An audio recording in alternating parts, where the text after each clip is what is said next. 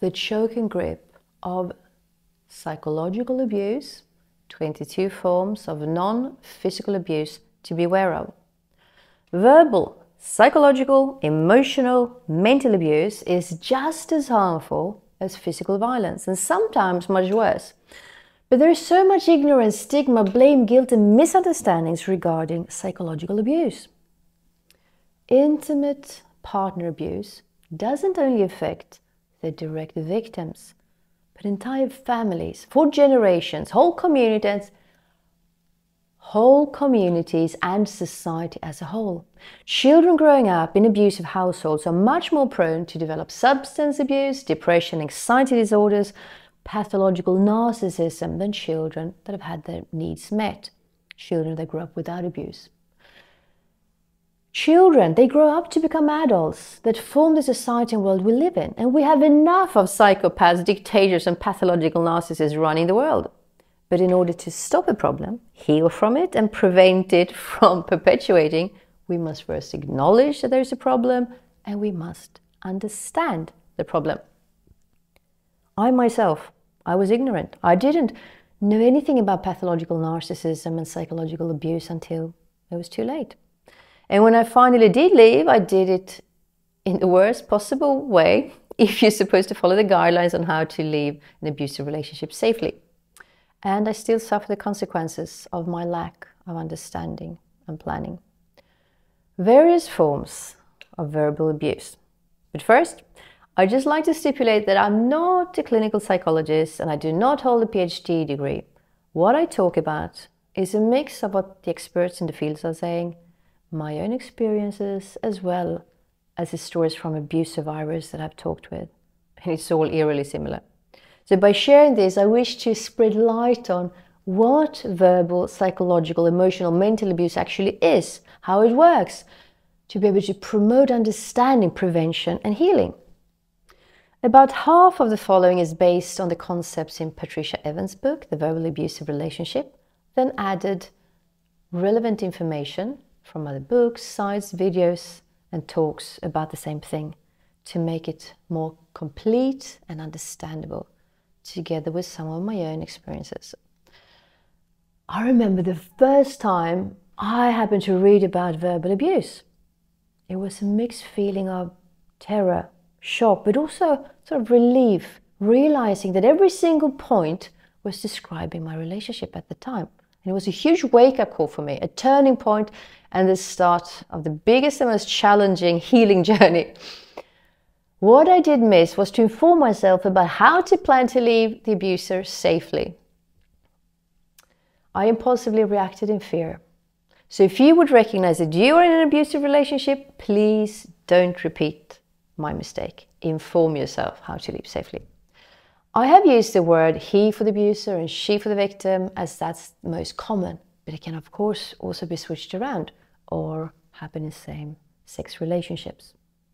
I can also recommend to inform yourself about different personality disorders, as many verbally abusive partners are also affected by a personality disorder like narcissistic personality disorder, sociopath, bipolar, psychopath, etc.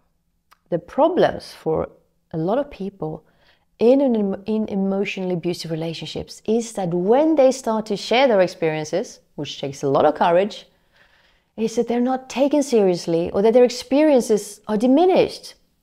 When you take out just one or a few incidents, they can all seem pretty harmless and people might get the impression that you're exaggerating and making a fuss about something that's quite normal. That's why it's so important to get the bigger picture and to understand that psychological abuse is a strategy to control you and break you down. It's not a few incidents by chance, but instead it's choking grip on your whole being that just tightens with time.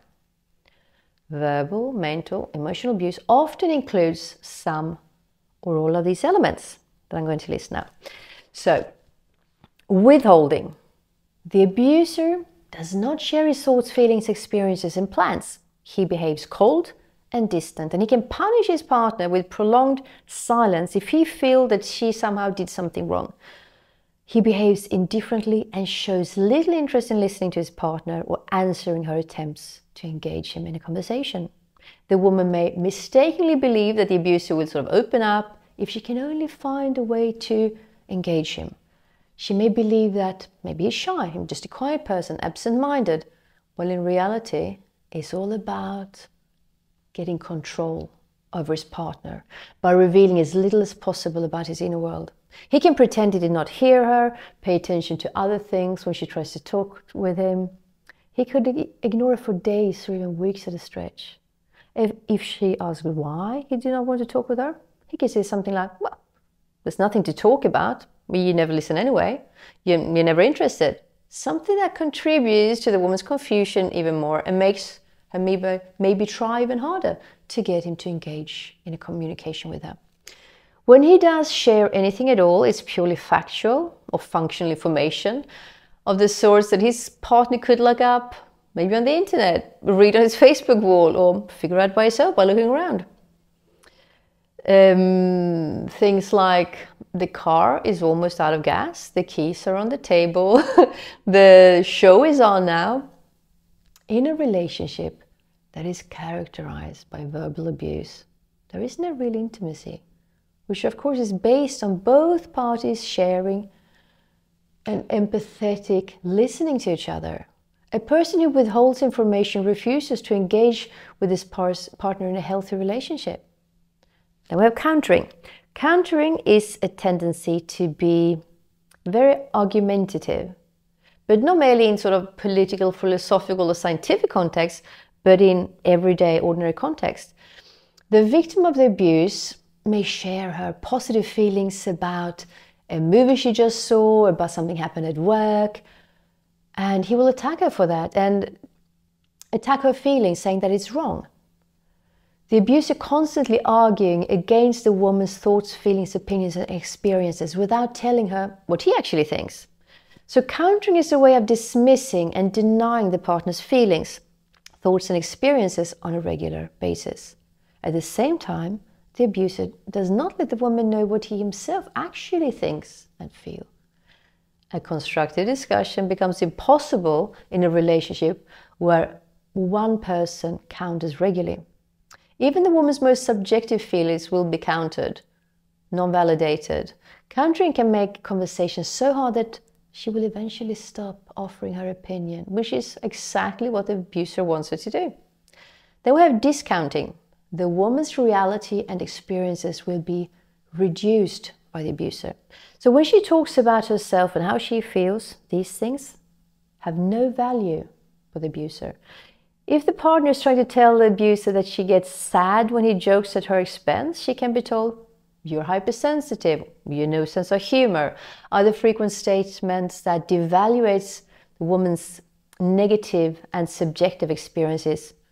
You make too big a deal of this. You blow everything up. You take things so seriously. You're just trying to start a fight. You're too sensitive. You have no sense of humor. You're just like complaining. These statements are all examples of verbal abuse because they devaluate the partner's subjective experiences and points out that there is something wrong with her and her way of experiencing reality. The woman thus becomes verbally assaulted twice. First, when she becomes the victim of the so-called jokes at her expense, as well as when her experience gets rejected, while at the same time as her person is defined and labeled in a negative way, humorless, quarrelsome, hypersensitive, etc. Verbal abuse disguised as jokes, the abuser joking with his partner at her expense. The jokes often attack her insecurities and wounds and are not funny, but gives the abuser a sense of power and triumph. The jokes may come when the couple is by themselves, but it can also happen in front of other people, which makes the experience even more offensive to the woman. If she says she does not think the joke was funny and that she's hurt, she may be told that she has no sense of humor, that she takes everything too seriously. The abuser may also frighten his partner in different ways and then laugh it off and saying the whole thing was just a joke, or saying afterwards that he was just joking and then criticizing the victim for taking it seriously. But on the other hand, if the partner took it as a joke, the abuser can later say, well, I did warn you. I've already told you that I would do that that would happen, that that's what I think, that that's what I will do to you, that's what I've done. The abuser does not take any responsibility for the event by, for example, apologizing. Instead, he focuses on the partner has no sense of humor. All jokes that hurt are abusive. Then we have future faking. It is when somebody talks about or hints at the future to get what they want in the present. Abusers do this especially after a fight, or then seen that they're becoming stronger and not so easily controlled or manipulated. It could be the promise of buying a home that you have dreamt of for a long time, a holiday, moving to another country, that soon he will stop to work so much, claiming he wants everything that you want, maybe a child, that you can stay at home and he will work, or even smaller things like telling you he will give you a massage or take you a walk in the nature, whatever he knows is important to you. Future faking is often done when the victim has almost lost all hope of saving the relationship. The abuser will dangle fragments of hope in the form of a bright and happy future to keep you hanging on. And you fall for this because you want to believe in this fairy tale and that maybe the narc has finally seen the error of his ways, the talks of the future and the niceness last just long enough for you to get reinvested in the relationship, and then bam, your partner is back to being abusive, a pathological psycho. Blocking and diverting. It is a form of withholding, but one where the abuser decides which topics are good conversation topics and which are not. The abuser controls the relationship and the woman by refusing to discuss certain things. He may withhold the victim important information or determine what is allowed to talk about in the relationship and what is not. Conflicts can thus never be resolved. The abuser may dissipate by changing the subject, by saying that there is nothing more to say, even if the partner wants to continue or even start to talk about something that concerns her. Other strategies include to walk away, turn up the volume of the TV, start doing something else, talk about the weather, laughing at her. Abusers can, while he blocks, undermine the woman as a person with statements like, "Who asked for your opinion? Well, that's too complicated for you to even understand. Huh? You think you know everything. When did you get that stupid idea? You're trying to destroy my day, weekend, holiday. On purpose? Shut up or I leave you. Smile or I send you away." Financial control. It can be obtained in many ways, such as coercing parents to pay for all expenses, including rent, food and utilities, or they can even be seemingly generous when they want, with things that they feel like being generous with. Putting on a show to be seen as this good, generous husband, boyfriend, father, doing nice things for you, and later getting angry and telling us that we never do anything for them. And then they remind us of all the times that they've done nice things for us and went out of their way for us, accusing us of not appreciating all that they've done. Planning surprises with a nice activity and then calling us ungrateful and saying we wasted the time and money because we are tired or don't feel well. Accusing us of using them for things such as a place to stay, a vacation, sex, popularity, security, money, work, etc. Asking us to pay for them, taking money from us, controlling all the finances. All of these situations set the victim up to feel a sense of obligation to and dependence on the abuser, at the same time as it is an other means of control, of controlling the victim. Accusations and blame. The abuser often accuses his partner for things that go wrong, no matter what actually happened and what or who caused the incident. He can play on her guilt feelings in different ways. He can project his own anger, annoyance, or uncertainty to his partner. If something is lost at home, it's her fault. If the food is burnt, it's her fault. If the child falls, it's her fault. If he's not happy, it's her fault. If the abuser may be tireless in his accusations and complaints, the woman can sometimes come to apologize for things that she's never done or thought, have no control over or nothing to do with. Sometimes it may be the only way for her to actually be left in peace. medicine or treatment withholding. And this happens especially with elderly, sick or disabled people, where the abuser can deny their partner important medicine, painkillers, nerve calming medicine, or important medical treatment. If the abuser also is the caretaker, the abuse could show itself in many different ways, like not helping the partner to go outside, not helping her to go to the toilet in time, leaving her alone for long periods, making the injections or other home treatments in a painful manner. It can be used as a treatment or a punishment to control. It can be used as a threat or a punishment to control, instill fear and insecurity, or as a means of crazy-making, gaslighting when mixing up medicines or changing the doses. Criticism and condemnation.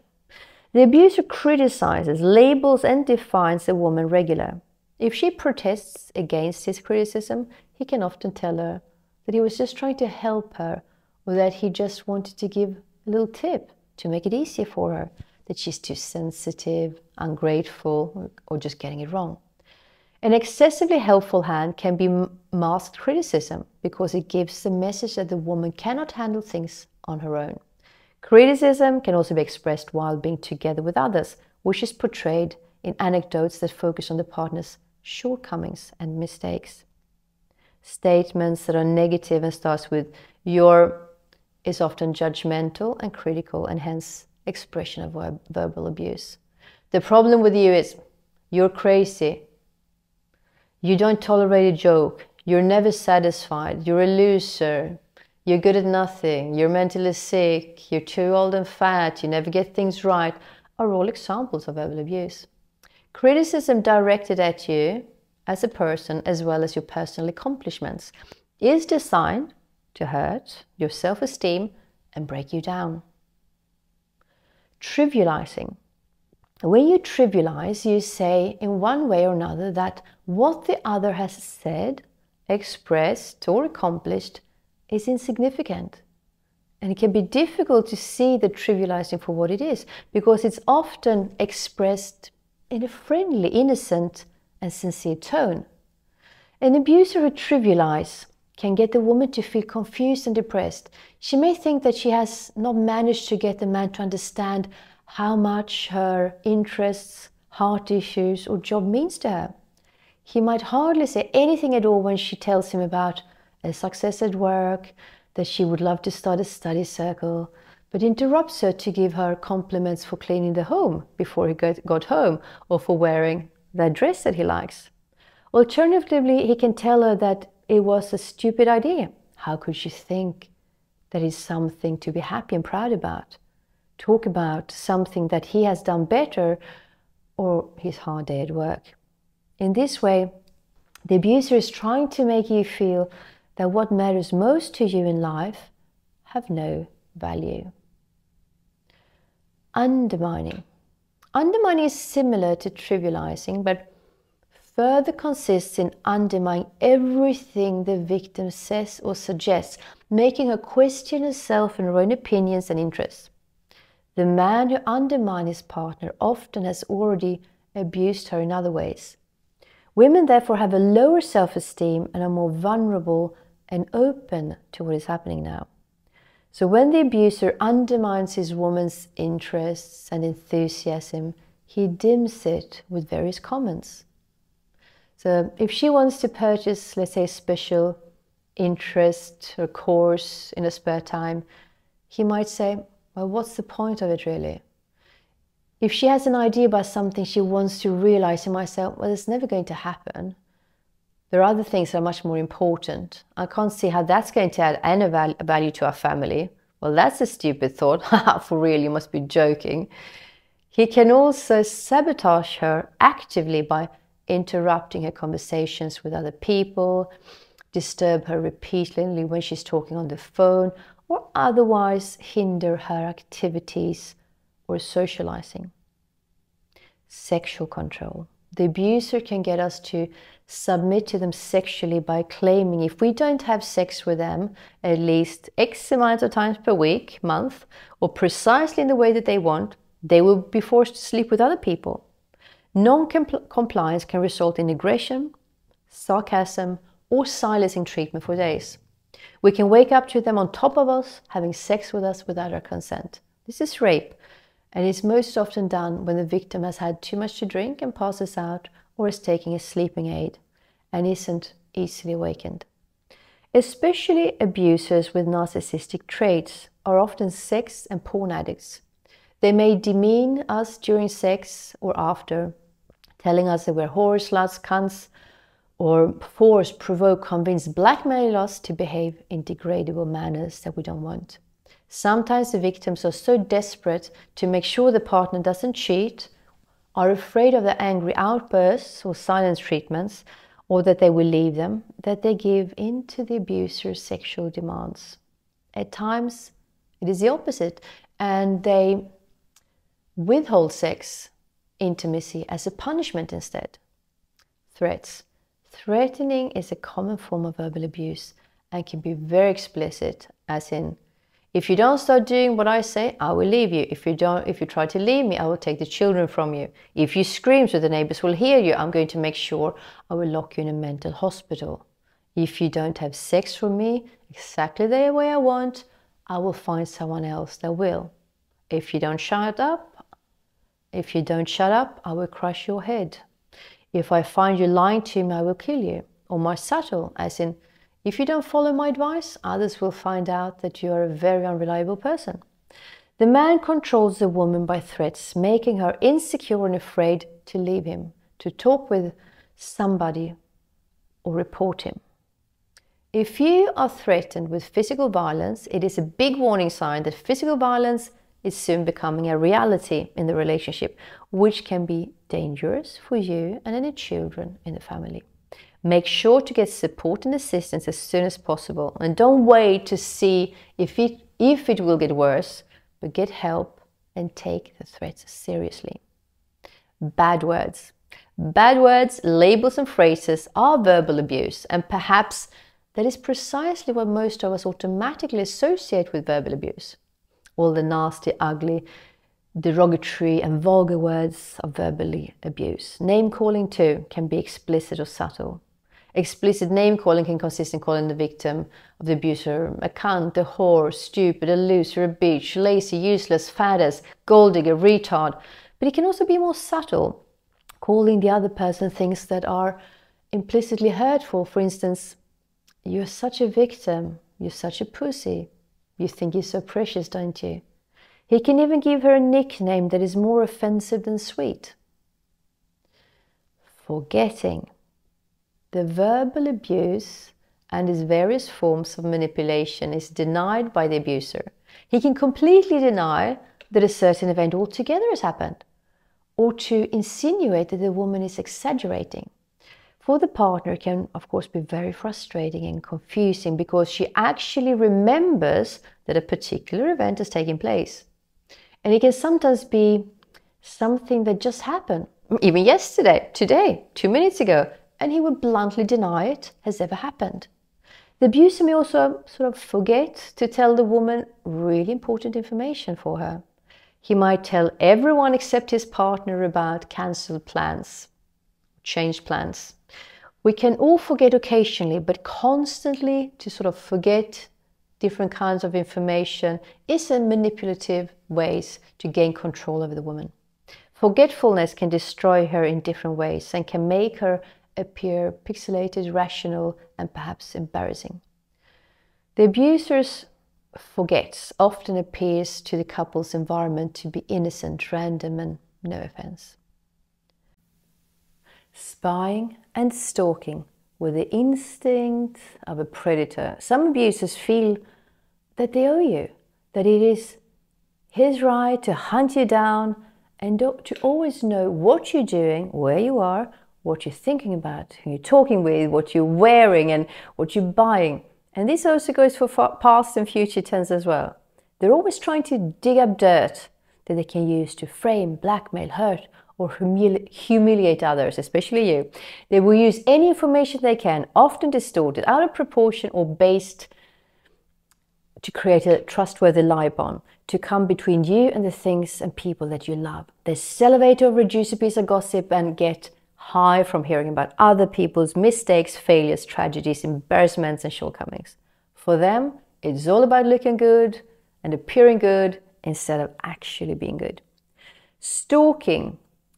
Personally following you by car or foot, or appearing in random places without warning, hiring detectives, installing spyware in your phone, hacking your computer and reading all your emails and watching all your photos even from before you met, monitoring and recording phone calls, SMS conversations, remotely controlling the camera, microphone and recording mode of your cell phone, installing surveillance cameras at home, SMS messages that appear on his phone whenever you buy something with your credit card, etc. If you have left him, or he's afraid that you will leave, or talk about reporting the abuse, he might blackmail you to put a private sex film or a nude photo online if you don't stop. Any information about you in his hands is dangerous, as he is strategic, like a chess player at war, a predator after his prey. The more the abuser manages to control your life's basic needs like food, money, shelter and security, and your children, if you have any, the safer and more in control he will feel. Crazy making, gaslighting. The man can deny that an event has taken place and will tell you that it's been happening in a completely different way, maybe with other people, in a different time, in a different way. This is a very manipulative and a very effective way to control the woman. The woman may feel that she's slowly losing her mind because the man, often very calmly and confidently, claim that the woman has never experienced or observed what she says has happened. And he will come up with his story, which he delivers in a very convincing manner, even though she knows it to be true what she's experienced. She will start to doubt herself because by now maybe she's become isolated from her family and friends, and it becomes increasingly more difficult for her to trust her own experiences. The only thing that she has to rely on is herself and the man. And after a while, this crazy making takes away her ability to trust what it is she actually is experiencing. And it might seem like the man is the logical, level-headed and intelligent of them two. And the woman can conclude that the man must have been right in what he says. The man, for example, might be openly flirting with another woman in front of the partner. Then he denies the incident ever took place and makes out that the partner is controlling, sickly jealous, causing the partner to finally apologize for a jealousy. Crazy making breaks down a person and causes confusion, frustration, pain, isolation and shame. An example of crazy making is depicted in the English play Gaslight from 1938. The man in the movie wants to drive his wife mad and do it by constantly changing the lighting in the home, something he consistently denies to her. The term gaslighting comes from this piece, and its purpose is to show how one can control the senses of a person with this type of manipulation.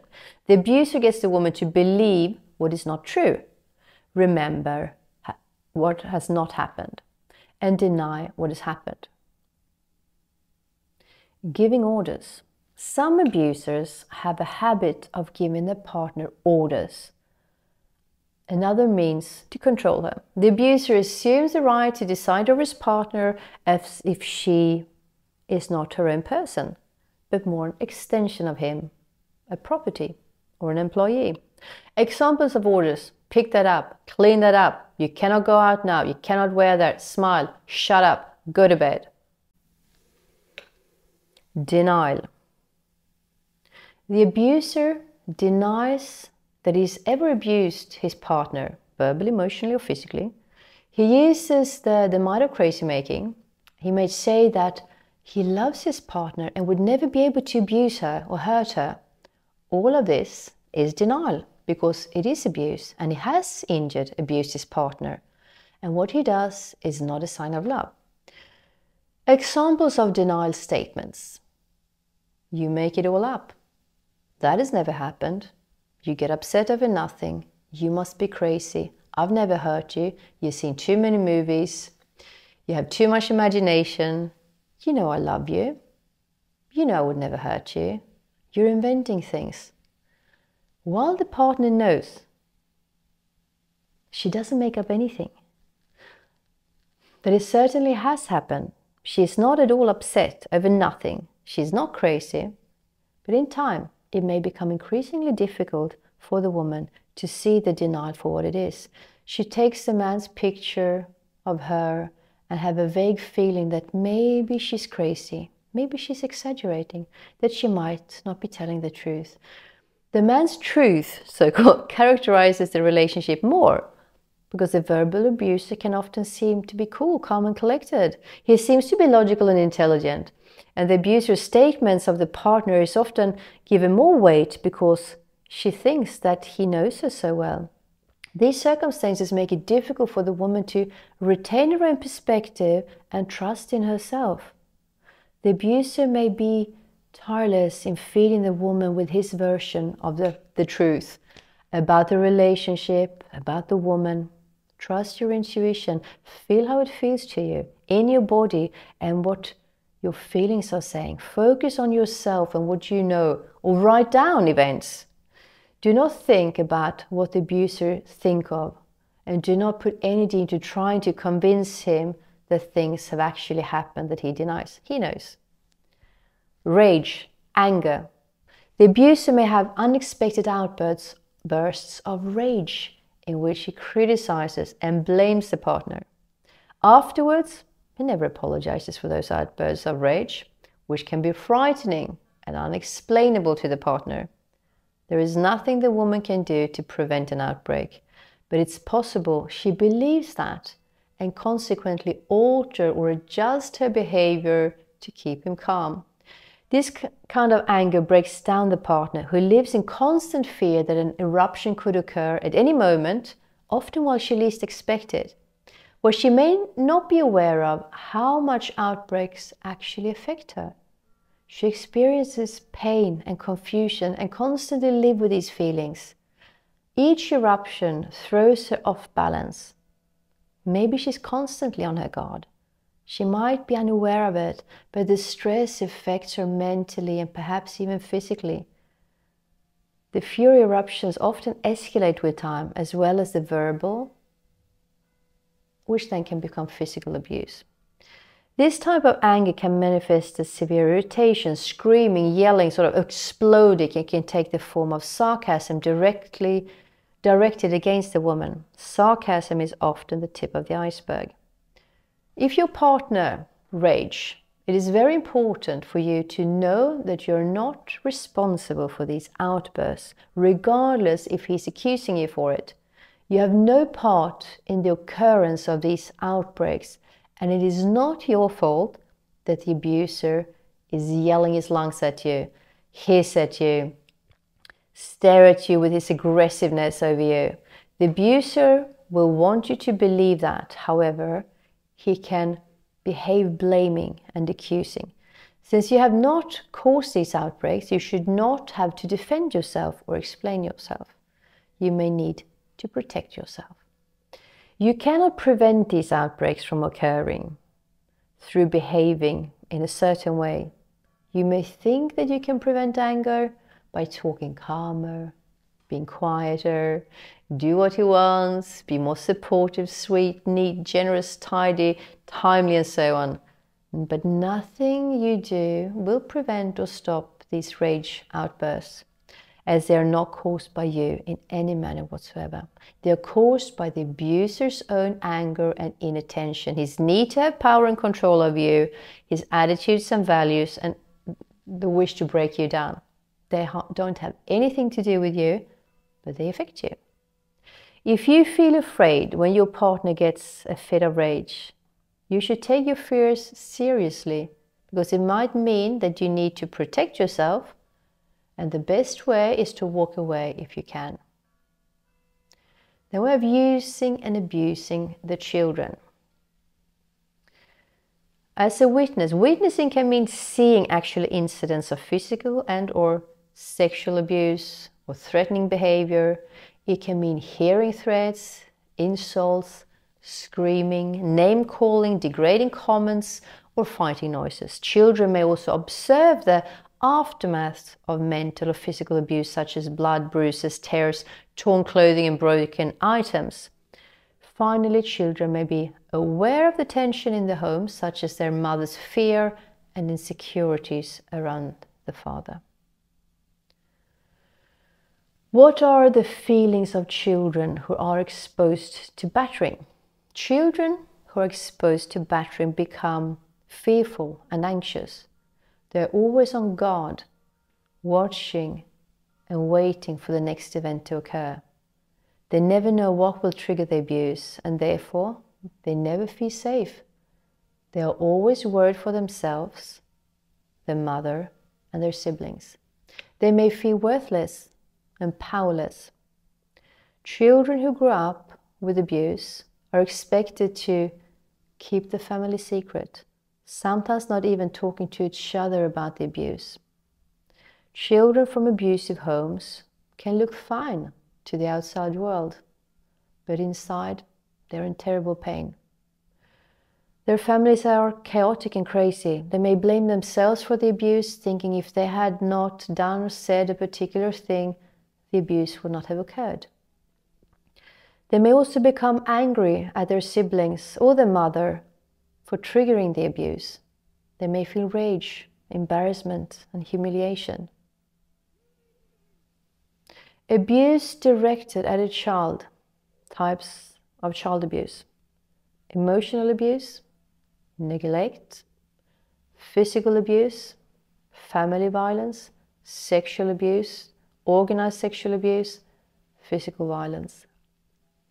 If the man is smashing objects, kick or hit the wall, is holding the woman against her will, locks her up in a room, pulls on her clothing or body, touches her in a frightening or degrading way, driving scarily fast during a quarrel, threatens to become violent, raises his fist at the woman as if he's about to hit her, handling or displaying weapons in front of her, destroying objects the woman cares about, hurting her animal or abusing their children, throwing things against her or pushing her, he has already made use of physical violence to control her.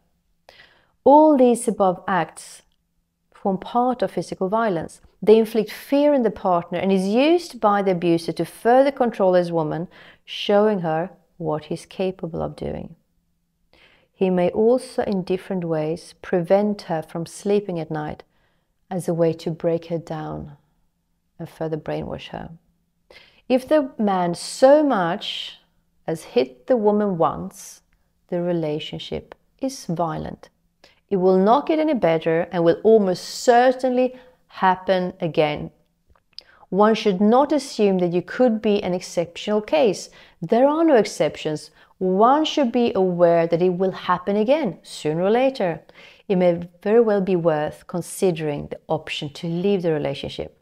How kind and sweet a man he can be at times. It can be vital to get out of the relationship if physical violence has occurred or there is a threat of physical violence in the picture. Physical violence will increase and become more serious with time, and it will be increasingly more difficult for the woman to get out of the relationship with time. So get out in time. Don't become yet another woman killed by a partner. Get out before you lose all of your self-esteem, your joy, your personality, your will, your mind. Inform yourself, however, how to live in the safest way possible and plan for it. Your safety and the safety of your children, if you have any, is vital.